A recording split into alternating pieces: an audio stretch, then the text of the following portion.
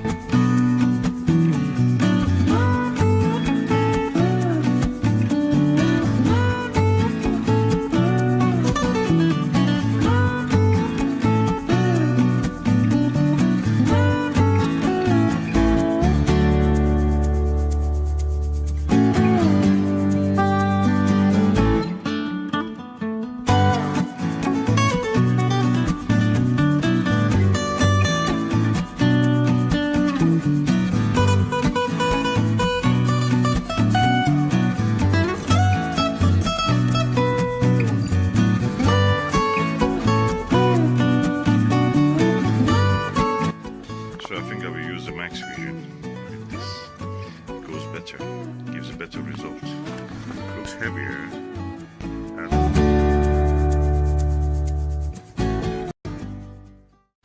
This is a 12-inch Dobsonian telescope made by SkyWatcher, and as you can see, it's quite large. But this is not the whole length of it. When you extend, the length of it will increase to 150. At the moment it's just around, the height is around 1 meter 10. Let's extend it and see how it is. This is a SkyWatcher telescope.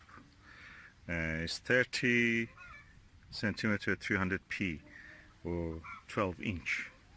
The mirror has been left for a while, so it's quite dusty. I'm getting it to clean it, and yeah, I have marked this part here, which is to that side is the eyepiece, to the right of the eyepiece beam. So this is the mark I've left here. And I'm now going to open it by removing these screws from here. Let's do it. For removing the screws, I'm careful. I hold the tip of this with my hand, and with the other hand I turn the screwdriver. So the tip of the screwdriver is in my hand. I'm careful that it doesn't scratch anywhere else. Okay, as I'm removing the mirror to clean, you can see our chickens, which are astronomers, have gathered around us to help me, probably, finding the screws if I lose them.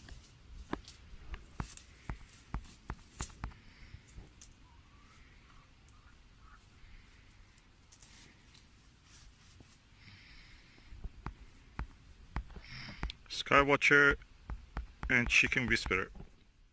Now removed all the 6 screws, and I'm ready to separate the mirror. Before that, I will put a towel around under it so I can just collect it like that safely, hopefully. I put all the screws in this side bag of this rucksack, so they're safe. I take now the towels out. Our chickens very curious about what happens next, and I'm sure they're curious to see how it will happen. Look, she has gone near the eyepiece. Oh yeah, go for the eyepiece. Go baby, I know you're an astronomer. You like cosmology. The moment of the truth, the whole mirror has came off. As you can see, the mirror has lots of dust on it. It was laying on the somewhere, and a little bit of the blemish you can see also near the donut here. That's the center of the mirror roughly. So I will clean it and return it back. And that's how the inside of the tube looks now after I remove the telescope mirror. This is the mirror of the telescope, 12-inch. We have already seen I cleaning a 8-inch one. This is 10 centimeter bigger than that. 4-inch, around 4-inch.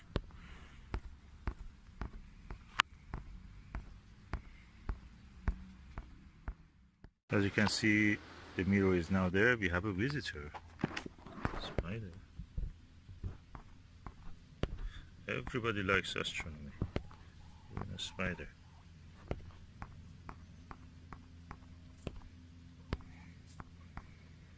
Anyway, this is the second towel, and I'm going now to cover it and take it gently to home with me.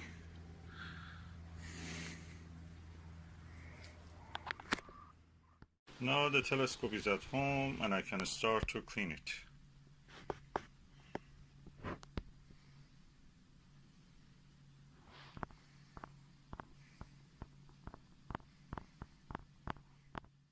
Okay, now I am going to wash this. For washing, first I have to remove this holders of the mirror. They're kind of loose actually, so the mirror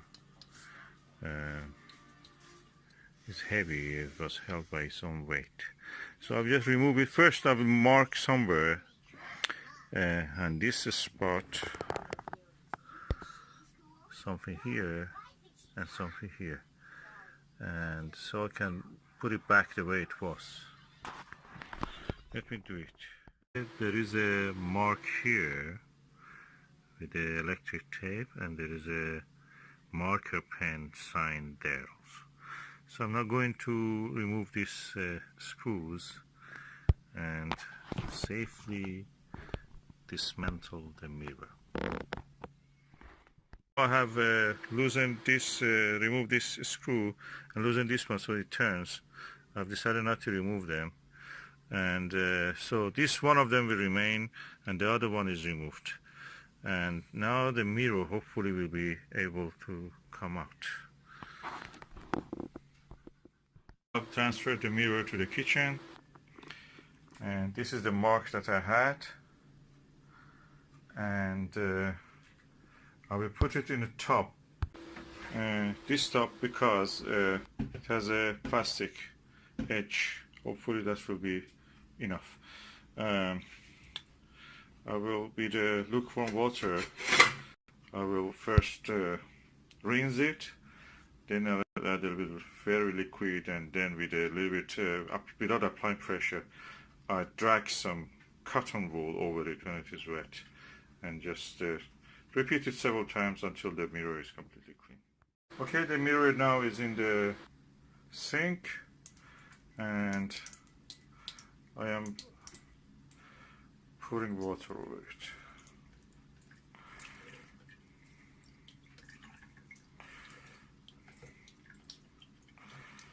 Probably it was better if I could submerge it. I may try actually remove this bucket, remove this and just submerge it. Let me see if I can do that. Yeah, it seems it works. Okay, now I just use the water, tap water, lukewarm tap water, to rinse the mirror. I can see the mark which was there is already gone. So that was just probably somebody's ice cream or donut. A little juice of it.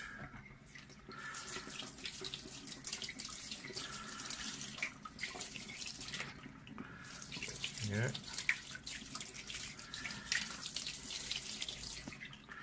Okay, I will do this. I will turn the mirror a little bit just to make sure that all corners of it is receiving the water. This way I'm loosening the particles, dust, sand, anything that is in this surface to come off. This is a 12-inch mirror, 30 centimeter, 300 millimeter, 305 millimeter. So it's quite heavy. I can easily say this is around 3 kilos or more. Already I see some improvement. So I'll continue. You can see now I put a plastic, the plug there, and rubber plug, and now I'm going to actually submerge now. And I will stop the water now and put some cotton bud. Just let them soak into the water. One there, and one here, one there. When they're completely soaked, I would drag them without applying any pressure. Just drag them, kind of brush movement, very gentle, trying to remove any loose particle that is already loosened by the soap and the water. I just added a few of these drops of this fairy liquid, and that's it, washing up liquid that you use for cleaning dishes in the kitchen. And now I will start to clean. What I will do, as you can see, these are completely soaked, so I just gently back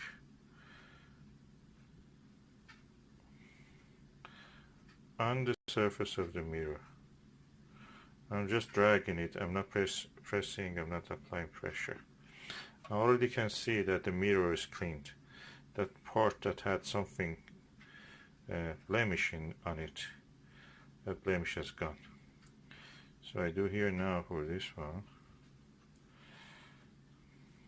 Let me just apply a little more water.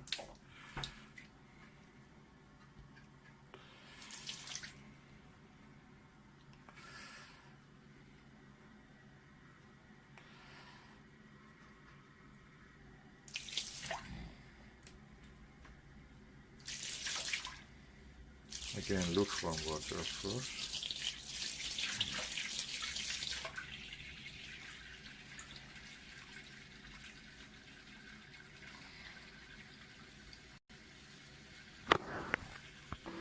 Okay, and now I'm just moving the cotton again across gently. I don't apply any pressure, and I don't use the same cotton again too much. If there is any grit or sand, I don't want to drag it on the surface of the mirror to cause some scratch, which is undesirable in this situation. I have another piece of cotton here.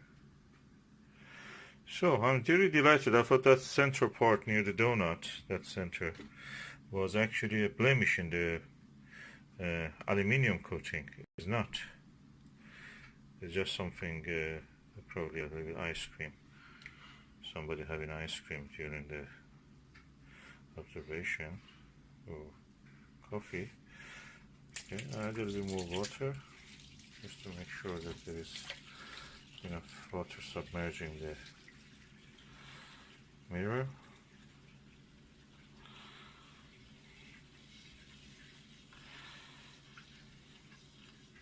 And gently moving.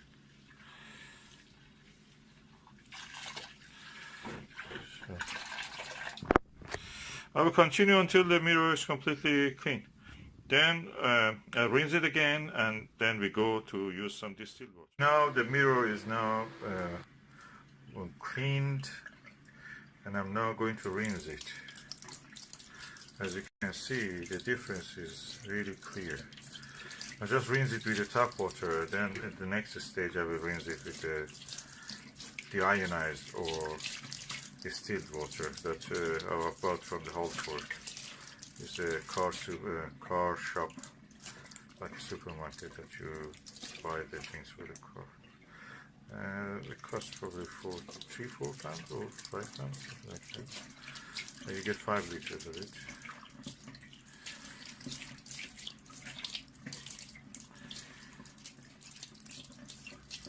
So why we are using distilled water? Because this water that we are using, we live in South England.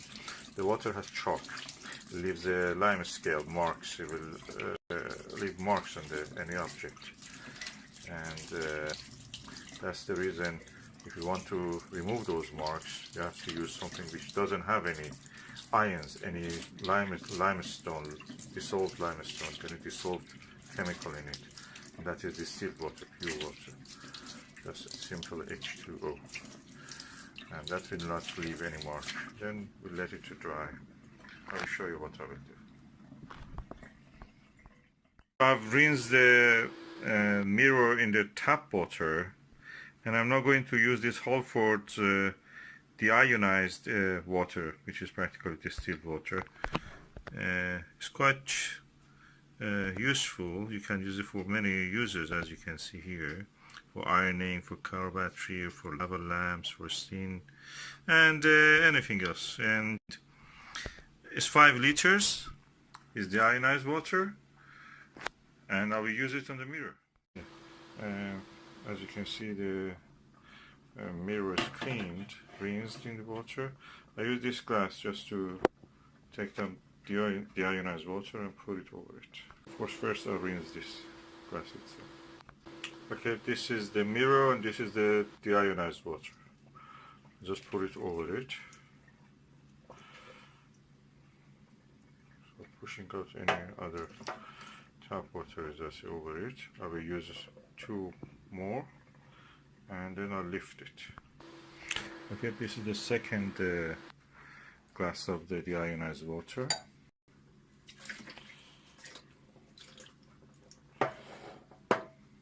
I'm careful not to drop anything on the mirror. Okay, the third glass of the deionized water. Completely trying to rinse.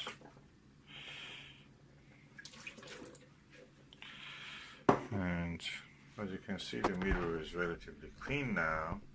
I'm just taking it now, completely clean actually. I'm taking it now to the towel, and then I will come with the hair dryer to dry.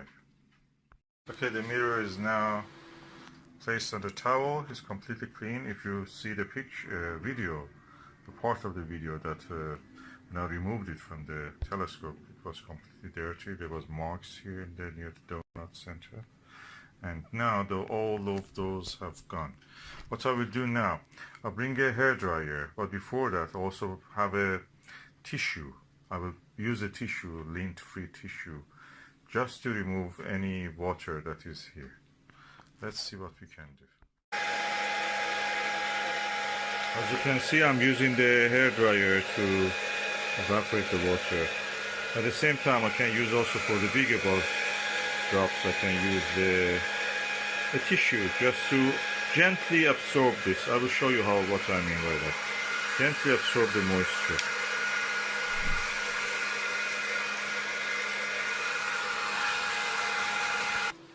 So for example, there is a drop here. Just gently try to absorb that moisture, yeah, to the tissue. Yeah, they come to it easy. So I repeat this for all these little drops.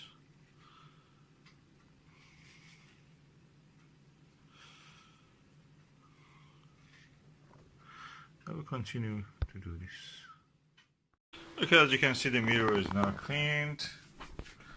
It's shiny. Mirrors over time, degrade anyway, and there is some effect of it anyway. You cannot avoid that, but generally it's in better condition than it was before cleaning it. And yeah, hopefully it will serve another 10-20 years, and then probably will be recoated.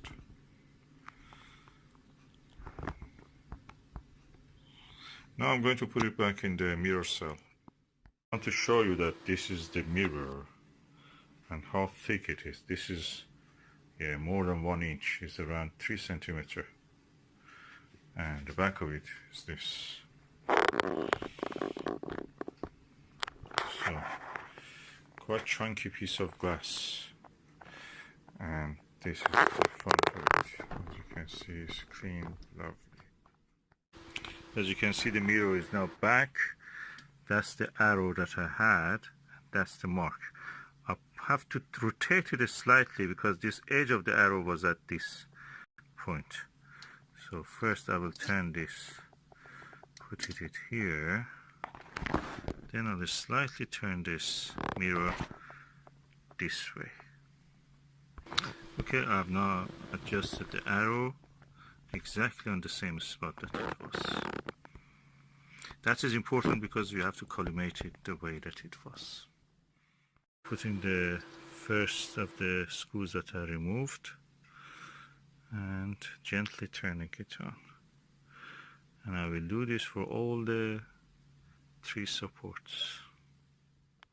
Avoid accidental damage, I just tighten the screws by hand as much as I can. Then for the parts that I cannot really is too tight, then I will use the screwdriver just to avoid any accidental damage.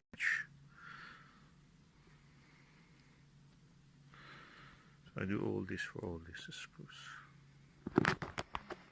Stage I use the screwdriver and I hold the tip in my hand, and with the other hand I just turn the screwdriver and tighten them. The mirror is back the way it was. Now I just use the air blower just to blow any dust that is left over it when I was working on it. And then probably, because I have to transfer it to the tube, and the tube is not in this place, I will use a cling film on top of it just to make sure that there is no accidental, damage or dirt falling on it. I just use this air blower and loose particles will be removed. And I have a very soft brush also here. If I see anything that is loose, I can remove it. Tiny blemishes like this one doesn't affect the performance, I just leave them. That's it, the mirror is done now. It's ready for the next stage, which is installing it on the tube. Dobsonian 12-inch, 30 centimeter, 305 millimeter mirror, telescope mirror. Now covered half of the mirror with the cling film. I will cover the other half with the cling film also. I have now covered the mirror thoroughly in the cling film, and it's ready for transport. I now cover the mirror in the cling film thoroughly, and is ready to be covered in the towel and transferred to the optical tube assembly and installed there. Covered now with the towel until later that I'll transfer it to the tube. So from towel to the towel. I'm carrying the mirror to where it should be installed. It is now here, as you can see, and it's absolutely clean. It's like new. Now I'm going to bring the tube and install the mirror. So it was a good idea to actually cover it with a cling film. So I have covered the end part of the mirror with this plastic bag, as you can see here, and I'm now going to install it. So what you see is the secondary mirror.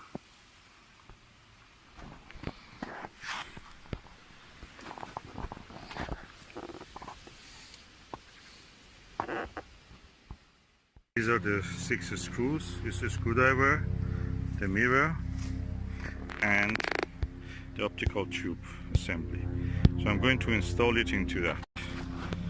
Let's go and see what we can do. And I'm going to put it exactly the same screw which is here marked by that tiny scratch, and the similar scratch in the mirror cell that you can see again here. And first I will remove the screws, bring the screws. I remove one of them.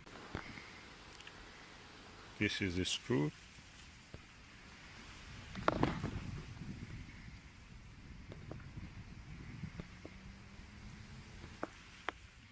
This is the screw, and I'm now going to remove this cover.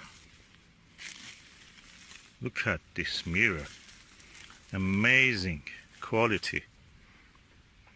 Absolutely clean. I'm going to put it now exactly on the same spot and position. Okay, this is the mirror cell, standing freely now. It's freestanding. There is no screw yet there. I'm going now to put the screw. First screw, the marks are there. And I'm going to put it now inside that. Okay, now I'm putting the screw in.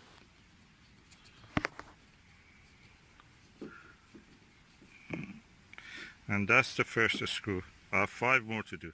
SkyWatcher 12-inch 305mm telescope is now washed, cleaned, and put back in its mirror cell and at the bottom of the optical tube assembly, ready to go on the mounting cradle.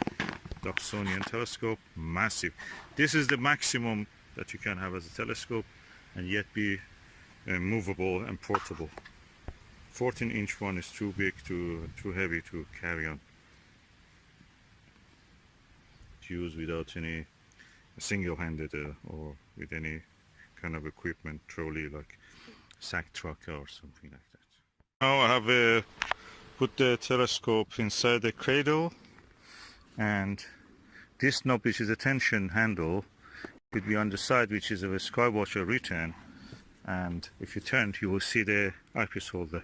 So the eyepiece itself will be in this side.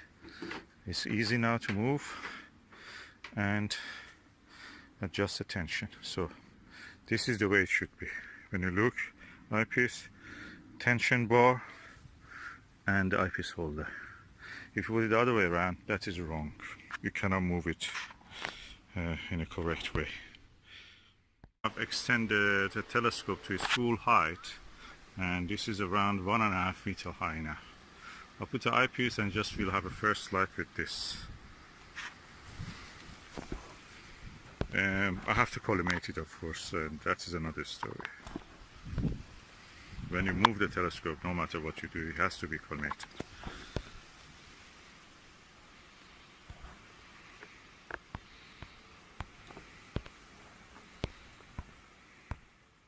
Right, I'll remove the cover. You can see inside the mirror. You can see the mirror. For making sure that the telescope stays in position, you have to adjust the tension on this with this tension bar. Now let us look through the secondary mirror. Okay, oh, collimation is not bad actually. A little bit off center, but not that bad. Oh well, I'm not disappointed actually. That's look good. Yes, it needs a slight collimation, but beyond that, that looks good. So I'm using now without eyepiece. I can just show you that this is not eyepiece here. Beautiful mirror, beautiful telescope, like new. Just cleaned it.